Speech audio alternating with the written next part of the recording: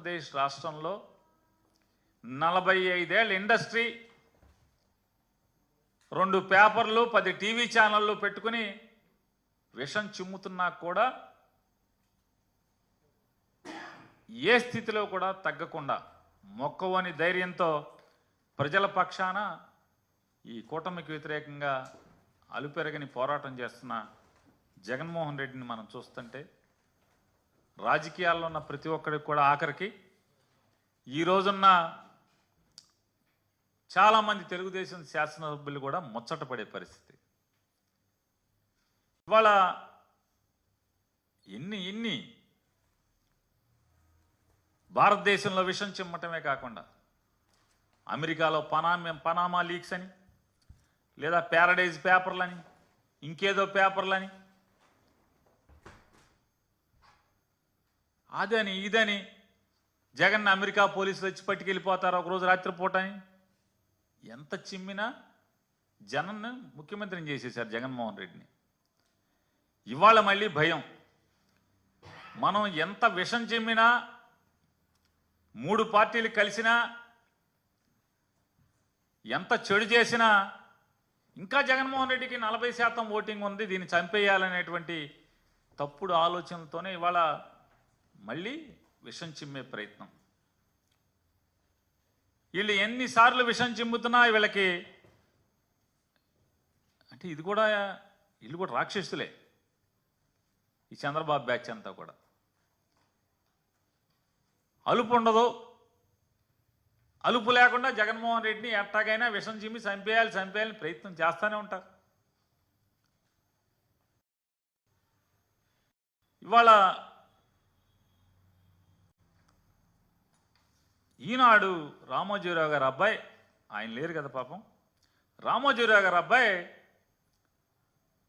చంద్రబాబు గారిని కాసేటువంటి ప్రధాన పాత్ర తీసుకుని పేపర్ పోయినా పర్లా, ఈనాడు చరిత్ర ఏ స్థాయి చరిత్రో అందరికీ తెలుసు. ఆ చరిత్రని తొంగలో తొక్కినా పర్లా, తప్పుడు వార్తలు రాయొచ్చు, అబద్ధాలు రాయొచ్చు, ఏది పడితే అది రాసేయచ్చు అనేటువంటి ఒక బాధ్యతను భుజానికి ఎత్తుకుని ఆయన వాళ్ళు రాస్తాడు. జగన్కు అదానీ లంచం 1750 కోట్లు. సెకీతో సౌర విద్యుత్ ఒప్పందాల్లో ముట్ట చెప్పిన వైనం. జగన్తో గౌతమ్ అదానీ 3 సార్లు చీకట్లో కలుసుకున్నారు. ఆ తర్వాతే ఒప్పందాలు కుదిరాయి. అంతర్జాతీయ స్థాయికి జగన్ అవినీతి. ఏంటి పుష్ప అంటే నేషనల్ కాదు ఇంటర్నేషనల్ అని ఈ మధ్య సినిమా వచ్చింది, అది కూడా రాశాడు రామోజీరావు గారి అబ్బాయి ఇవాళ పేపర్లో. మీరు గురువింద గింజలాగా అయిపోయారు రామోజీరావు గారి అబ్బాయి గారు.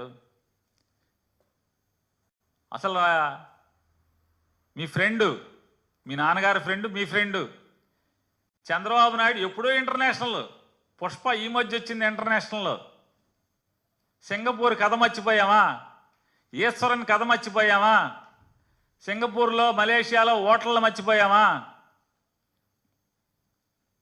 ఈశ్వరన్ జైల్లోకి వెళ్ళాడు తెలుసు కదా, తెలీదా? కనపడదు, వినపడదు. రామోజీరావు అబ్బాయి కనపడదు, వినపడదు. మంది పెద్ద పుష్పం, చంద్రబాబు పుష్పం ఎప్పుడో ఇంటర్నేషనల్. కొత్తగా ఇప్పుడు అయింది అనుకుంటున్నారు మీరు, మామూలుగా అల్లు అర్జున్ సినిమా డైలాగు. ఈయన ఎప్పుడో ఇంటర్నేషనల్. ఇవాళ ఈ గురువింద సామెతగా వీళ్ళు ఈ తప్పుడు వార్తలు రాస్తూ అసలు రాయటానికి వీళ్ళ అర్హత ఉందా? ఒకటికి నీతి చెప్పే అర్హత ఈ పేపర్కు ఉందా అని అడుగుతున్నాను.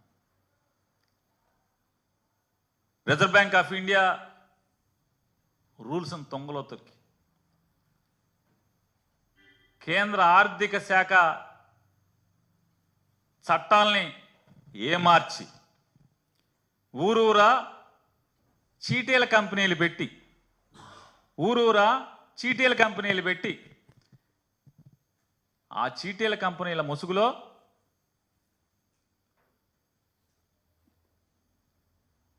రూల్స్కి విరుద్ధంగా దొడ్డిదారిన దొంగతనంగా ఫిక్స్డ్ డిపాజిట్లు పోగేసి వాటిలతో మీరు ఎంతెంతై ఎంత పెరిగి ఎంత ఎదిగి మీరు ఈ ప్రపంచంలో ఈ సమాజంలో అందరికీ నీతులు చెప్తారు.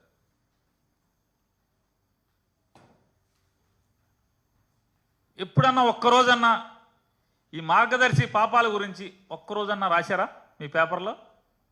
ఒక్కరోజు ఇది తప్పు అని, మార్గదర్శి చేసింది తప్పు పాపం అని ఎప్పుడన్నా చెప్పారు ఎవరికన్నా?